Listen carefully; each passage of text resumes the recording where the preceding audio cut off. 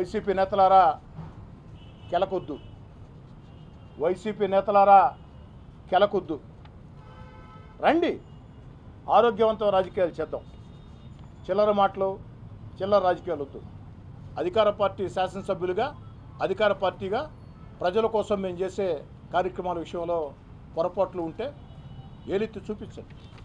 ఖచ్చితంగా కలిసి పనిచేద్దాం. ఒక బాధ్యతాయుతమైన ప్రతిపక్షంగా మీరు ప్రవర్తించండి, బాధ్యతాయుతమైన అధికార పక్షంగా మేము ప్రవర్తిస్తాం.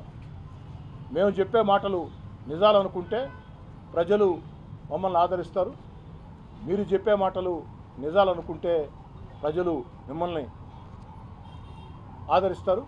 అంతేగాని చిల్లర మాటలు, చిల్లర రాజకీయాలు ఇవి కొనసాగిస్తే మీదైన భాషలో మీకు సమాధానం చెప్పక తప్పనిసరి పరిస్థితి వస్తే ఖచ్చితంగా నేను కానీ మా వాళ్ళు కానీ మీకు మీరు మాట్లాడిన మాటలకి 10 సరిపోతుందా?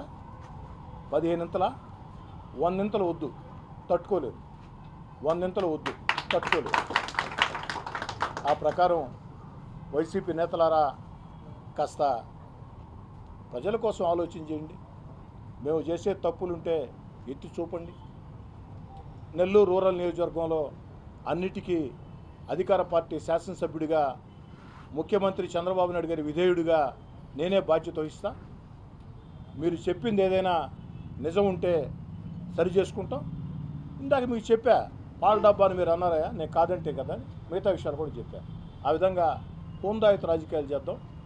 అలా కాదు, మేము చెయ్యం, మేము ఇలాగే చేస్తాం, మేము చిల్లర రాజకీయాలు చేస్తాం, చిల్లర మాటలు మాట్లాడతాం అనుకుంటే దానికి ప్రతిస్పందన కూడా నేను వద్దు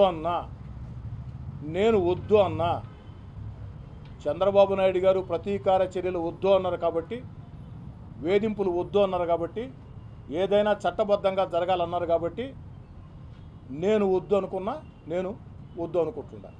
కానీ నెల్లూరు రూరల్లో మీరు బరి తెగిస్తే నేను వద్దు అన్న కొంతమంది నా వెంట నడిచే నాయకులు, కార్యకర్తలు అంగీకరించే పరిస్థితి కూడా రాకపోవచ్చు. దాన్ని కూడా కాస్త దృష్టిలో ఉంచుకోండి.